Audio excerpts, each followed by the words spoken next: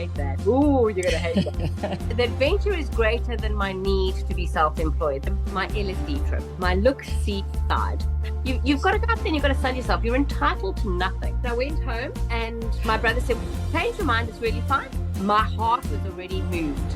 I packed like 100 of them. I don't know why. I detached from everything material. I got rid of everything. And the woman actually said to me, I'm not 100% sure why you're here. I said, well, neither am I really, but it's lovely meeting you. You just block out so much opportunity. I was going to make myself indisposable. At 9 o'clock at night, you're going, hi, you're number 7,642 million in the queue. Your dogs needed to have taken this tablet 6 weeks ago. It's going to be that hard to leave. I'm not too sure you should. Alex, there is many ways to skin this cat.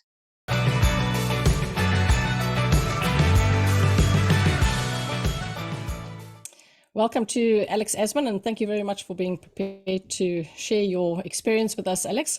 It's been a really inspiring story. We've had the privilege to help you immigrate to New Zealand, and we're keen to hear more about how you found the journey, what your struggles, what your challenges, what your highlights were. So over to you.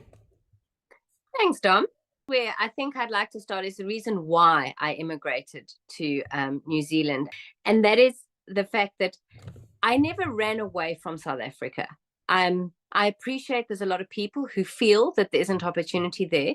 But for me, I was in my late 40s. I had run my own business for 20 odd years. I'd had 2 businesses. I didn't have a husband. I've never had children. I've chosen not to have. And both my parents had passed away. And I kind of just realized that I was a little bit bored with life. I think this is also known as a midlife crisis. It's time to go on an adventure. And I thought it's now or never. And I thought if I wanted to relocate to another country, I needed to give that country enough time of my skill and my skill set. I'm a great believer in you put into the bank before you can withdraw. That's just who I am. So I kind of was getting to the point where I kind of thought it was now or never. I had 3 requirements. They needed to be English speaking. I really wanted it to be one of the first world countries, simply because, I'd done Africa and all its colorfulness, and I kind of wanted to do something different. And I needed to be able to take my dogs really easily. Those were 3 very important criteria. So I fundamentally pulled New Zealand out of a hat. I'd never been here. I didn't know anybody here. I worked with a coach to kind of get my mind in the right set, because I knew I was coming over as a single person on my own, not knowing anybody. And I understood that even if I was able to start my own business, the last thing I actually wanted was to start my own business in a country that I had no networking capabilities, didn't understand the culture, and didn't understand the work ethics. So I was aware that I was going to have to go into employment. And of course, everyone said, oh, you're going to hate that. Oh, you're going to hate that. And I was like, okay, well, let's see. The adventure is greater than my need to be self-employed. The adventure was greater than my need to worry about whether I was going to like or dislike something. So I Googled, and Auckland Immigration Services came up. And Dom, that's how we met. You very graciously gave me a lot of your time before I'd even, signed on as a client. And my brothers, I hadn't told anyone. I hadn't told my brothers, I hadn't told my friends. And of course, I couldn't tell most of the people in the community I lived in because of my business, and it needed to have me still there. You were like, yeah. So we sorted out, we paid the deposit. You sent me what I think is a small forest worth of documents to read, which I tried not to absolutely run into the corner and suck my thumb and cry. And I paid the deposit, and I told my brothers eventually, like, well, this is it. And they were like, well, we've never been to New Zealand. And I said, yeah, and? They said, well, maybe you should go and have a look. I said, why? And they said, well, maybe you won't like it. I said, sure, well. And they were like, no, but Al, so we were born in the UK and went to South Africa when we were very, very young. So we all carry British passports. And what I found very interesting in this whole process is having a British passport has been of no benefit to me over having a South African passport at all. The only benefit has been is when I've come in to have a look, I haven't had to get a visitor's visa. And that was interesting to know, because a couple of people said to me, oh, but it's easy for you because you're on a British passport. And actually, it hasn't been any different. So I came over for what we fondly term my LSD trip, my look-see side. That was it. I don't really fly. So it was just an LS trip. I came and I spent a week in Auckland, a week in Wellington, and a week in Auckland again, simply because being in the creative industry, I assumed that's where I would land and get a job. Networking is the name of the game here. You network, and it's marketing. You market yourself, and you even when I've been looking for rentals, and people say, "Oh, you can't find rentals for dogs." Every time I've looked for a rental, I've been offered 3 places, and you know what? It's because I've written personalized letters on letterheads, inviting everybody to all my social media, photos of my dogs, introducing them to them, personal references of people who've seen the houses that I've rented and stuff, Yes. which is very new for me, having owned my own home. But I've realized it's a marketing game. It works. You've got to go out there and you've got to sell yourself. You're entitled to nothing. And I think that is a very healthy attitude to have. So I joined LinkedIn Professional at a extortionate amount of money. But what that enabled me to do was it enabled me to connect with the right people in the right companies, because I knew by this stage you had said to me, "Alex, if you don't have a job, I can't get you here for residency. You're not going to get a job outside of the country." So I came out for 3 weeks, and I didn't look at it as a holiday. I looked at it as a networking opportunity to see the country. And I loved it. I didn't, I just loved it. So I thought, well, it's good. This'll do, donkey. And I went home and my brother said, "Change your mind, it's really fine." And I put my house on Facebook Marketplace and sold it for cash in a space of 3 weeks. So I thought, well, if that is a sign, there's a sign. The business took a little bit longer. The business only finalized its sale earlier this year, but I got to the point where I couldn't wait for the business to sell, simply because my heart was already moved. And so a very good friend of mine who had worked in my business for me, I paid her to be the manager. So I got on a plane. I must tell you, one of the stupidest things I packed was hangers, plastic hangers that you buy $50 for 20 on the side of the road. When I left, I packed like 100 of them. I don't know why, in this stupid 1 meter cube that was full of dog boxes. But my brothers were like, "Oh, but you got this lovely oak wooden table that you inherited from our late parents, and we grew up around that table." And I said to them, "Absolutely." They said, "Are you not going to take that with you?" I went, "It takes 8 strappingly strong young men to lift it. I'm going to New Zealand where I know no one. I want a plastic IKEA table that I can assemble and I can lift it with one hand." I said, "Come on, guys, let's be serious." So the first thing I did, and I think was is I detached from everything material. I just detached. It's only stuff. As we know, the memories of the people we love is in our hearts. I did bring 1 or 2 very small pieces, but I got rid of everything. I don't necessarily understand this need to drag your world across with you. We're not tortoises, you know what I mean? So that's me. So, and another thing that's interesting is, people always struggle, for places to stay. I'd stayed in an Airbnb, and I contacted that woman from South Africa, said, "I'm coming back," and she gave me a really good weekly rate. And just by asking, and I think that's the one thing we forget, is you can actually just ask. Can you give me a weekly rate? And I wound up staying there for nearly 3 months, until I actually moved to Tauranga for my job. Then starts the big job hunt. So every day I was on Seek. I think, Dom, I submitted my CV 84 times. I mean, you just apply for everything. My whole thing was just get in. It's easier to find a job from a job.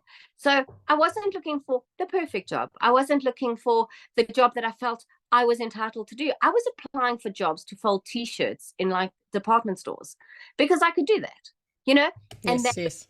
And that was the whole thing. Is I thought, get in, get your work visa.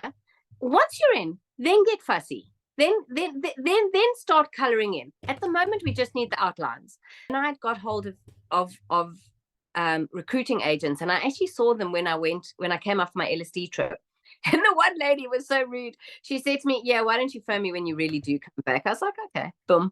So needless to say, funny enough, I did, and she was quite shocked. She took me for coffee. She was lovely.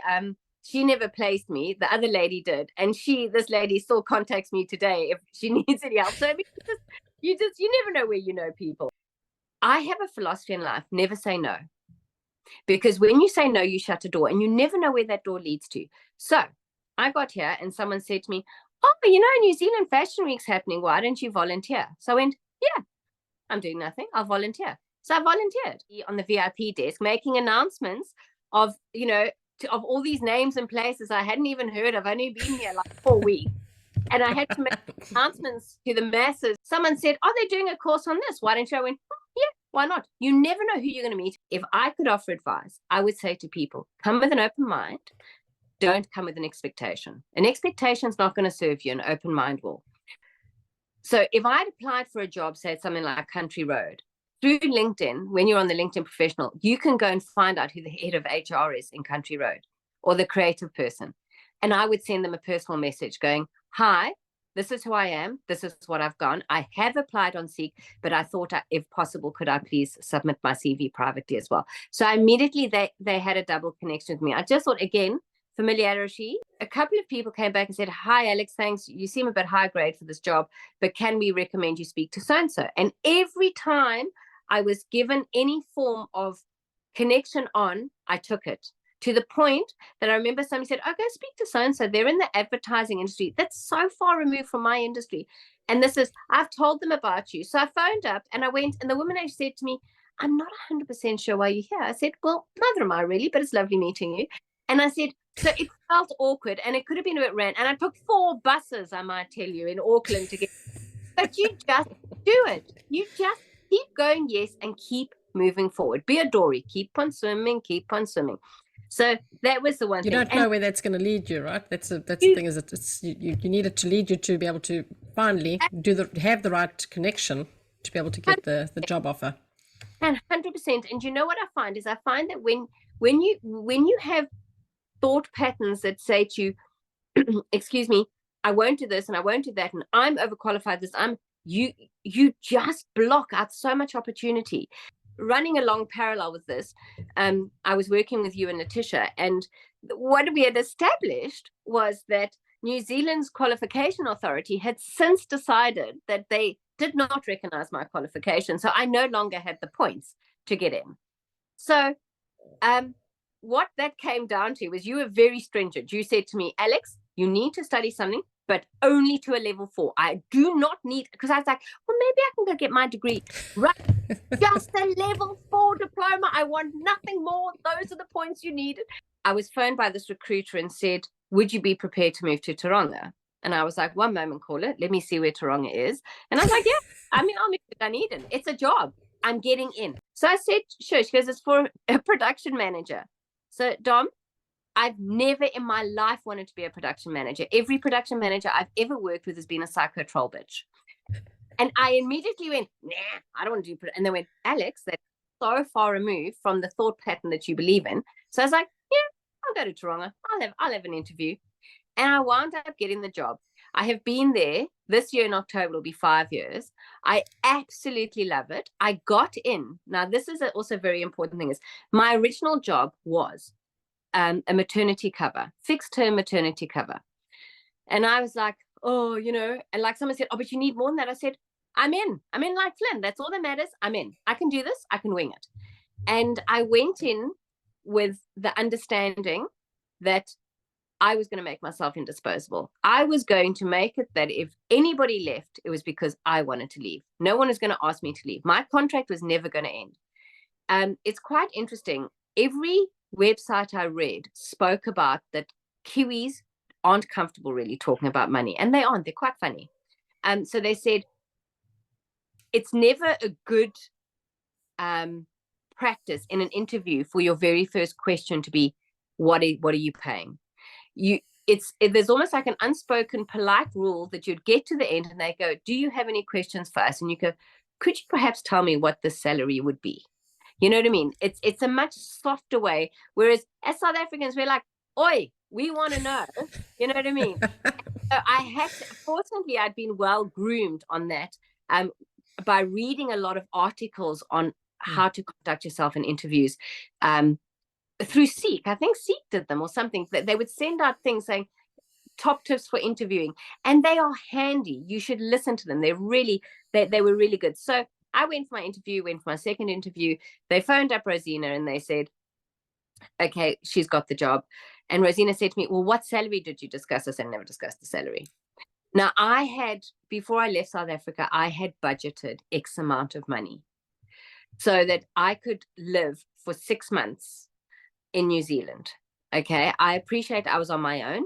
I didn't have children, but I really, and maybe not everybody can do that, but I always felt that I could take whatever job, whenever it came, for whatever money, because I could top up my income if absolutely necessary. It was like between A and B was what they're offering. A being the higher. Rosina said, we're definitely going to say for the higher because you're way qualified for this job. They came back and said, we'll give her B. Of course they did. They're clever. They're business people. That's what they do. So I went, yeah, it's okay. So I jumped in, and within 6 weeks, I had my first increase. Yep. So again, my advice was, don't go in expecting it to all be exactly as you want it. Go in with an attitude of, what can I give you so that you give me what I need? That's my thing. Is so anyways, and then I think in 4 months I had a permanent job, and I'd had another increase, and then I think 3 months after that I'd been promoted. They created a role for me as a senior production and design manager, because they just and here I am 5 years down there, and I love being employed. I love it. You know what? Money just comes into your bank every month. I'm not running out trying to find the money, or weekly as we do here in New Zealand, which is quite nice. Einstein over here decided, I'm going to the first world. Everything must be digital. So I scanned in my 17 years of bank statements, only to get her to go, no, we need hard copies. I'm on the phone to Standard Bank at 9 o'clock at night, going, hi. And your number 7,642 million in the queue. We will be with you in 17 days, 4 weeks, and 6 months. Then I moved down to Taronga, again, not knowing anyone. Bought a little car. I went from a nice car in South Africa to a cheapest chips that'll run about here, because I didn't understand how servicing worked, what the prices were going to be. I didn't know what my cash flow would be like. I got something that I knew would be reliable. I could fundamentally swap my credit card for it, because that's just what you had to do. And that was it. I didn't need a flash car, because I had a flash car before.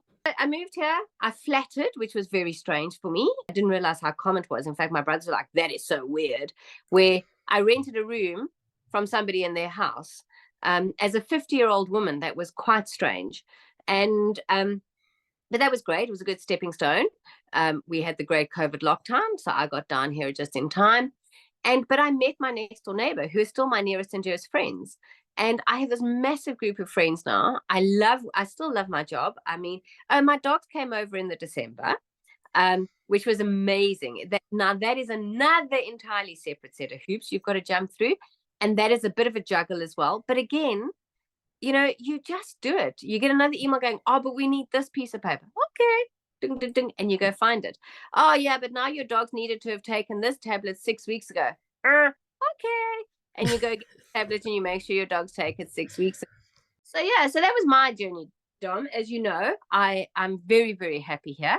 I've now got my own little family here, instant family, just add water. The dogs are happy as. They live in their best life. The kids in the neighborhood take them for walks. They go to the beach. Everybody's so friendly. I absolutely love it here. But I came here looking for an adventure. I have not come here looking for a little South Africa. I've not come here wanting the things from South Africa. I don't sit here and pine for Mrs. Ball's chutney, because chutney is just chutney.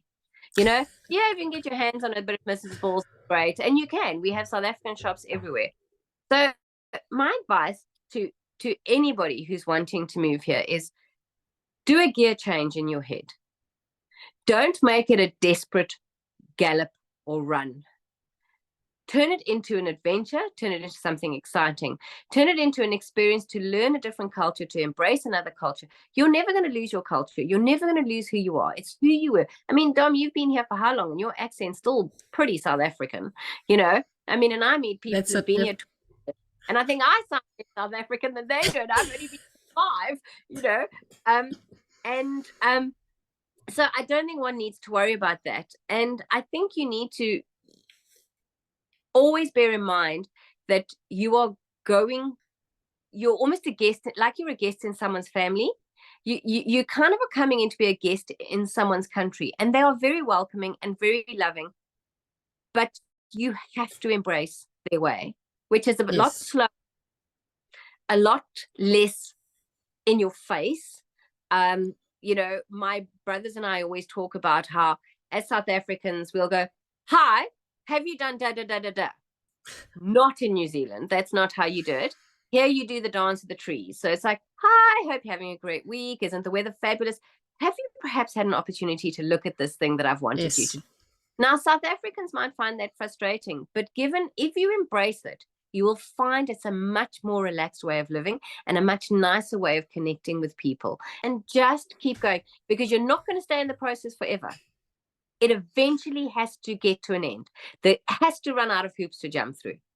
And that's all. I must say you've been one of our clients that have had numerous hoops that needed to be jumped through. And I mean, we work with hundreds of people, and we understand, you know, that backlash when, why do I have to do this? Why do I have to do this? I can honestly say you've been, you know, one of the clients that have just, okay, where do I do it? How do I do it? I know it needs to get done. You've had to do studies in New Zealand, as you mentioned. You paid international student fees, but you got it done because we needed to have it for residents. You had to find a job. You marketed the hell out of yourself, which is amazing, which is what is needed if you want to be successful as well. You've given up a really successful business in South Africa, but at the same time, you've gained a lot from coming to New Zealand as well, for embracing it and taking on all those, you know, hurdles. Another thing is all those documents that you need to have. Thank goodness it's now online, but those years it wasn't online. Those years it was all hard copy, and we had to get many documents for our preparations, which ultimately wasn't even needed. That's the best of all. But you got it, right? You knew it had to be done. You did it. You did it with a smile. You took from it all the positive aspects of studying in New Zealand, because nothing really goes to waste, right? Even if you have to do extra things, nothing goes to waste. No, well, I mean, Dom, as you know, I mean, I had run businesses for 20 years, and I eventually did a qualification in a certificate, a level 4 certificate in running in small business management. And I remember thinking, oh God, I'll do this with my eyes closed. And you know, it wasn't that easy. As you say, at the end, I didn't even need the studies. But you know what? I learned about the Kiwi culture. I learned about the Kiwi business mindset. That the one recruiter who told me to call her when I got back said to me that South Africans are like a double-edged sword. She said to me, in one breath, you're really hard workers and people like that. But in the second breath, you're arrogant, aggressive, and quite confrontational. And people don't like that. And I must be honest with you, Dom, when I left South Africa, I thought, oh, I'm the most non-arrogant, non-aggressive. Oh, I so was.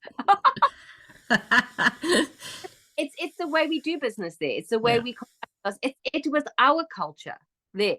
Because New Zealanders are quite all-inclusive, they struggle when people stick completely and solely and insularly in their own communities. It's not that they don't understand it, because you know, you also then become like a bit of a but when we're in South Africa we do this, and when we do this, and I remember when you know, Zimbabwe happened and all the then Rhodesians came into South Africa, and everybody was going, oh, the bloody Zimbabweans, they're just such when we're in Rhodesia, we're in Rhodesia, then we're in this.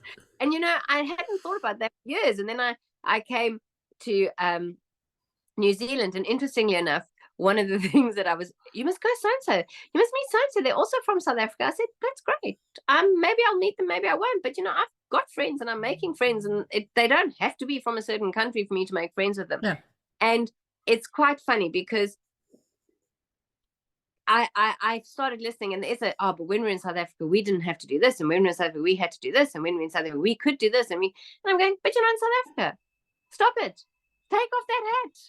No one's going to take South Africa out of your heart. It's fine. It's still a beautiful country, and I'm sure you're there and your friends, and it's beautiful. There's beautiful people in that country, and it's a country with a couple of growing problems. But realistically, you're not in South Africa, so stop looking for it. If it's going to be that hard to leave, I'm not too sure you should. I'm really not too sure you should. Don't get angry with the Kiwis for their system. We're a guest in their land. If you want to move here, you need them more than they need you, because there's people from all around the world wanting to move here. There's a million other people out there with exactly the same skill set, who are maybe more qualified, who are prepared to work for less money, or whatever. So just come with an open mind. Don't come and try and look at yourself humorously, because we are quite funny when we look at ourselves. As I said, when this woman said to me, "Oh, so you South Africans are all arrogant and aggressive," I wanted to slap her, and I thought, well, then I've just proved her right. you know. But when she says that, I sit there and I think, yeah, I remember saying stuff like this, and I remember saying, oh God, I remember saying stuff like that, and I remember behaving like, I remember saying emails that, to the point that even if I've got to send a hard, like an email because I'm really angry, I give it to my assistant to read, who's a Kiwi, because she'll go, whoa, ow, whoa. Like, okay, let me tone it down. And just laugh about it, because that's who we are. And it's not right or wrong, but if we want to say that, I need to go back to South Africa, because that is that culture. It's not the culture. Yes.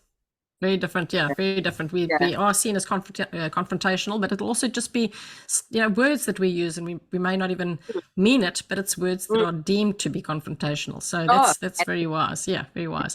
But I must say, I'm yet to meet another client that has been as positive as you throughout this whole journey, and it still remains as positive, which is amazing. I'm so so pleased that you've managed to get your instant family. Just add water.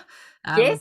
There we go. It's brilliant to know that you've managed to not only really settle in well, but to really find the love of your life too, which is brilliant. Yes. Have your fur babies with you, and just have a really good life in New Zealand. So I think it's really what you deserve, and I'm really pleased for you. Thanks, Dom. If I could just give one other little bit of advice, I think I've given as much advice as I need, and that is that I'll never forget when immigration shut down before COVID. I can't remember where it was. And I'd finished my course, but because my qualification wasn't in, I couldn't get my EOI in. Yes. And then immigration eventually woke up and went, oh, we're changing all the rules. And, by this stage, I was 52. And I remember thinking, what if they reduce, because bearing in mind that Australia's gradually reduced their age of immigration. And I thought, well, I've got till 55 to get my residency or permanent residency. I didn't quite understand it then. And I thought, what happens if they open up and go, right, residency only for 50, 50 is your cutoff age? I'm doomed. And I remember phoning you, and you gave me such amazing advice. You said to me, Alex, there is many ways to skin this cat. So don't get locked on the one. Don't go, it's got to be this way or no way. And that's when you asked me about my partner and was he a Kiwi, and I was like, I don't want to come in as a partner visa. I want to do it like this. And you said, yeah, I hear you, babe. But so I just want to say to everybody else out there, if you go, well, I'm not going to meet that criteria, before you throw the baby out with the bathwater, if you are really serious about it, and you are prepared to do the work, and you are prepared to jump through the hoops, and you are prepared to do the mental gear change, I think speak to someone like you who can say, to me, it's not over until Dom tells me it's over.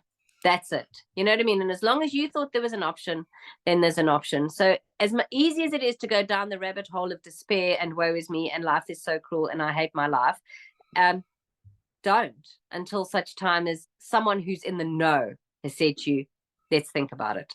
There must be another way. That's very, very true. And a lot has changed since we managed to get residence for you, and it's even more convoluted at the moment. But this is exactly the point. I think I appreciate. I can't remember that phone call, but I appreciate that you mentioned that as well, because there are different options, and people may or may not know about it. And each situation is really unique. So it's important for people to explore all those options. I'm hearing more and more of people that are leaving the country now, and I know that there would be an option for them. So they, the decision is theirs whether they want to leave or not. But I think once a person has invested so much to come to a new country, you need to push through to find out if there aren't any other options, to make it happen. Absolutely. Very and Yeah, and the other words of wisdom I would give, if at all possible,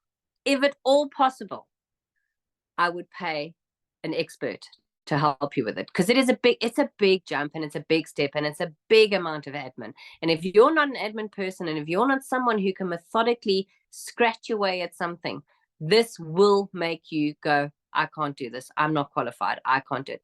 And I've said this to you a million times, Don, whatever I paid, which I don't believe is a lot of money, you guys, to get me where I am, it's been worth its weight 40 times over in gold. I can tell you right now, because that's what's made it easy. That's what's enabled me. You guys took care of the background. You just put the next hoop in front of me and I go, okay, I can jump. So instead of me seeing this huge mammoth picture, I just saw the next hoop. That was it. And it was easy. So if at all possible, if it is, get a quote. And if you can find the money to pay for an agent rather than do it yourself, I think you are already halfway there. That's my 4 cents worth opinion. Fantastic. Thank you, Alex. Thank you very much. And it's really been an absolute pleasure helping you and to get you here. And we're really pleased, yes, we're really pleased that you are still in New Zealand, and that, you're strong on your way to not only becoming a married woman, but also to gaining citizenship. So congratulations. 2 years and 9 months, I think I'm away from being able to do the haka for real. Good. I hope you're practicing. Oh, no, I've got plenty of time. I've got 2 years and 9 months. There we are. 2 years and 8 months. Yeah. Take care, darling. You too, Dom. All the best.